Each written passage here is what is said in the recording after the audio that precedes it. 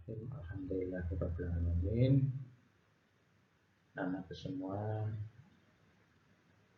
pada pembahasan ini kita bicara masalah perang Khandaq.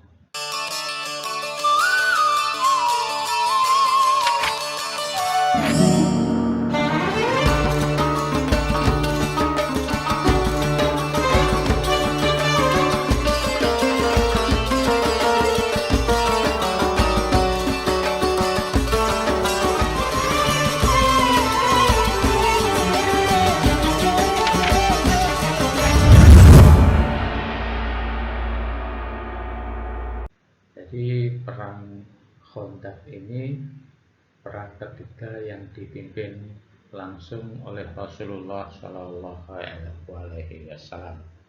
Jadi pada kesempatan saat ini kita membahas tentang perang Khandaq.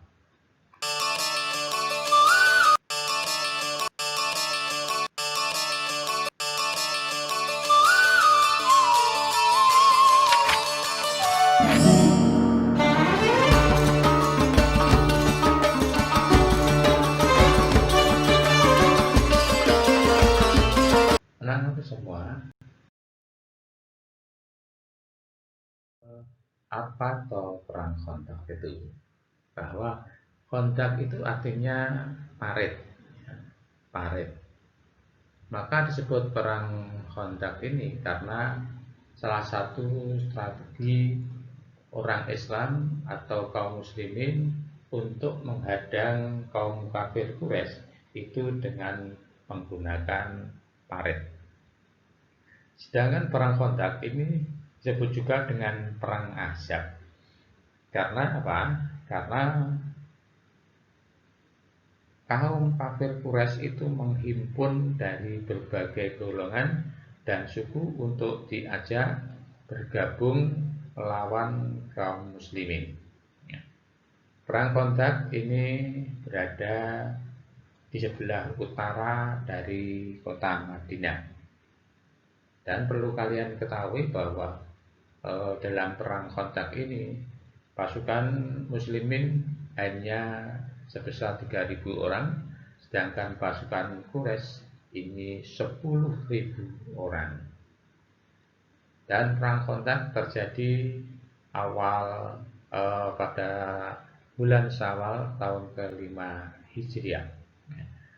Anak-anakku semua, bahwa di dalam perang Khandaq ini maka persiapan yang dibuat oleh kaum muslimin, dibuat kaum muslimin bagaimana untuk merencanakan itu. Maka pertama kali yang dilakukan adalah Rasulullah bersama sahabat-sahabatnya ini bermusyawarah. Jadi bagaimana cara menghadapi dari perang Khandaq ini.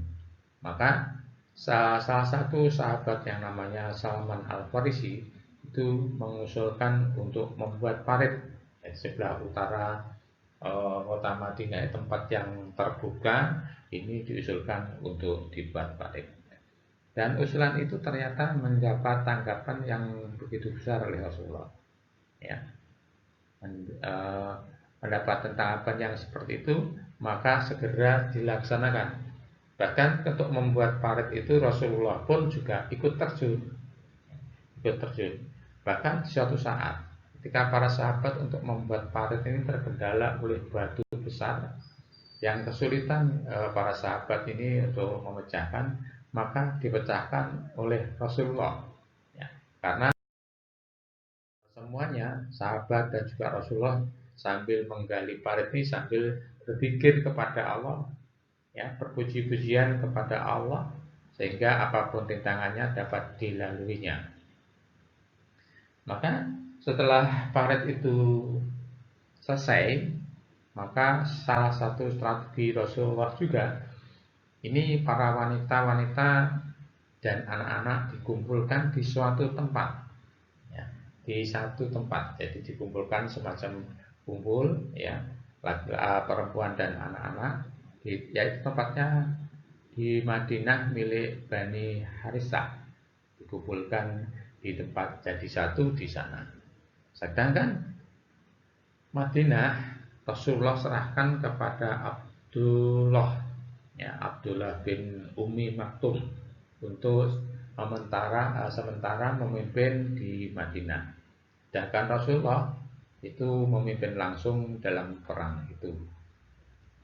Maka juga salah satu strategi Rasulullah ini meminta para sahabat-sahabatnya atau kaum muslimin yang akan ikut berperang itu membelakangi Gunung Sila, ya, menghadap kepada Parit, ya, untuk menghalau pasukan kafir. Ya. Maka anak-anakku sekalian, dari peristiwa perang Khandaq ini dapat ditarik pelajaran bahwa keteladanan atau contoh Rasulullah. Jadi walaupun seorang pemimpin ketika bermusyawarah maka memutuskan musyawarah, maka hasil musyawarah harus dilaksanakan baik oleh yang memutuskan atau peserta musyawarah. Kalau tadi disebutkan bahwa ketika parit dikerjakan, maka baik Rasulullah maupun para sahabat ini mengerjakan bersama-sama.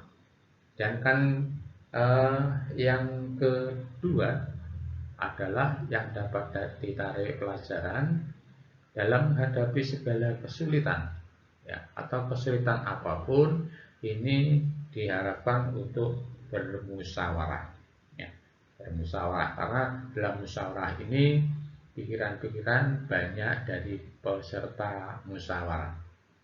Maka kita dianjurkan untuk bermusyawarah. Demikianlah anak-anakku sekalian,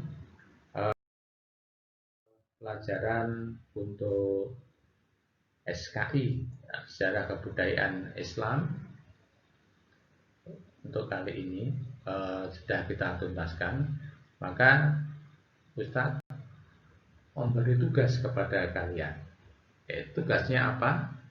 Yaitu tugasnya pelajaran apa yang dapat dipetik atau dapat ditiru dalam perang Badar, perang Uhud, serta perang Khandaq.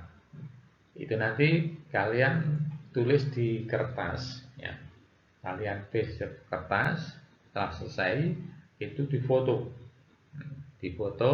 dan kirimkan ke alamat ini, ya, dikirimkan ke alamat ini. Sekali lagi tugasnya adalah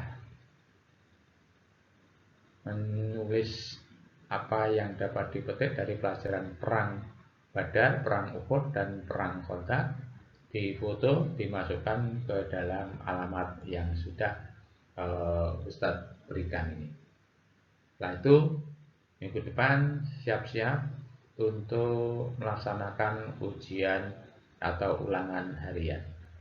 Demikianlah anak-anakku sekalian, dipersiapkan untuk ulangannya dan tugasnya mohon dikumpulkan di alamat itu. Mungkin buat saya yang dapat Ustaz sampaikan, kurang lebihnya mohon maaf. Assalamualaikum warahmatullahi wabarakatuh.